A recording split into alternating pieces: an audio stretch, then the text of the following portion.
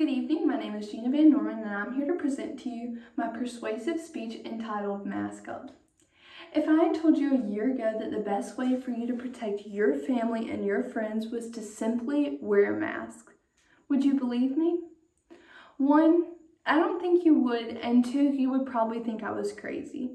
But considering that the world has completely changed within the past year, it is so important for all of us to mask up in this pandemic. 21-year-old Florida boy learned his lesson the hard way. He went out with his friends for dinners and drinks and took his mask off while visiting. Well, he ended up coming back to his family home. A few days later, he got tested for coronavirus and his results were positive.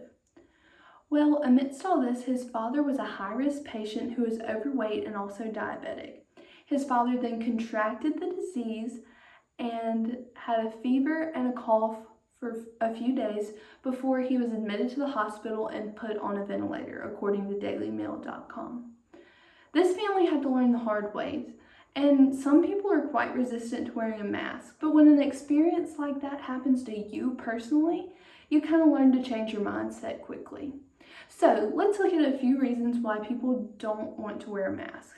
Many people say they can't breathe or it's uncomfortable. But according to NPR health correspondent Maria Godoy, she states, no, not for the type of cloth mask or surgical mask that the general public wears.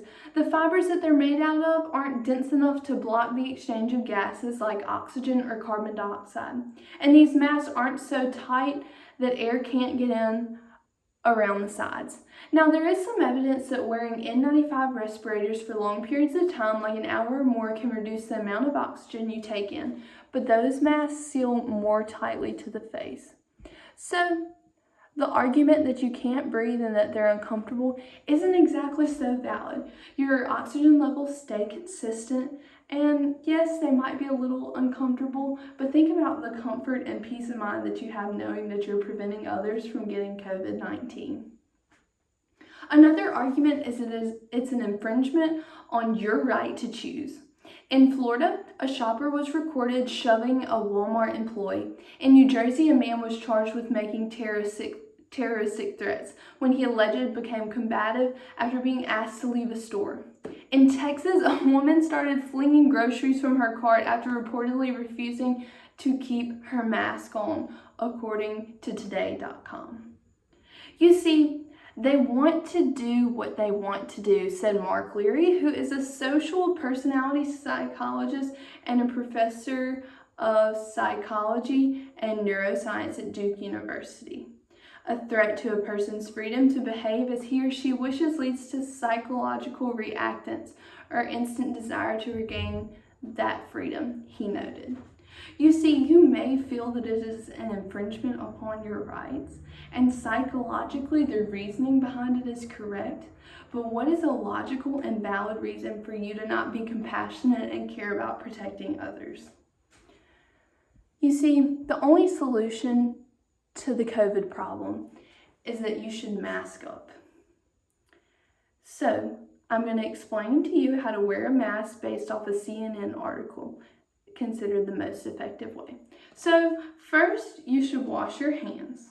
Then you should take a clean mask, grab it and hold it by the ear loops this way, put it over your ears and face. Then you're going to make sure that your nose and chin is covered. You can still hear me talk completely clear, so there shouldn't be a reason for you to take it off. And I still am able to get oxygen in from the sides, and it's not too bad. You can also, when you're done, grab it by the ear loops and take it off. You want to prevent yourself from touching the front because that's where the droplets get on, and that's what we're trying to prevent. So now that you know how to wear a mask, you can also check your city and state guidelines on procedure, and also it'll let you know when you have to wear a mask. For example, I live in Macomb, and you're required to wear a mask whenever you go out into a public place, and you can't stay 6 feet apart. And anytime you enter a store, a business, a restaurant, anything like that. I'm also a waitress, so anytime I come in contact with a customer, I'm required to be wearing a mask then to prevent the spread to them, because I care about my customers. I want them to keep coming. Just different things like that. And this solves our problem, because simply the best way to prevent the spread of coronavirus is 1, washing your hands, but 2, wearing a mask. The mask is not made to protect you. The mask is made to protect other people. And it's so important to be a kind and compassionate human being amidst this pandemic. No one knows what's going on. It's so important to be there for each other. And just while we're on the note of less people will be infected, I would love to just give you the numbers, but let me share a little instance with you. A salon in which they worked had a policy requiring both stylists and their clients to wear face coverings consistent with the local government ordinance. Both stylists wore double-layered cloth face coverings or surgical masks when seeing clients. The median appointment time was 15 minutes and ranged from 15 to 45 minutes. More than 98% of clients wore a face covering. 47% cloth face coverings, 46% wore surgical masks, and about 5% wore N95 respirators. And when the customers had asked if they had been ill with any respiratory symptoms in the 90 days preceding their appointments, 87% reported that they had not. Now, the interviewed customers developed symptoms of illness, and this is reported by the CDC. 2 positive corona cases, and it did not get spread because they wore masks. So, reasons you should wear a mask is it's proactive and it's a way that you can fight the pandemic personally. You might think that this impedes our freedom, but the quicker we overcome the pandemic, the sooner you will have more freedom. And you might feel like this effort is pointless if everyone doesn't do it, but every little bit counts. Small ripple leads to big change. Remember your life before the pandemic? Let's get back to it. Mask up.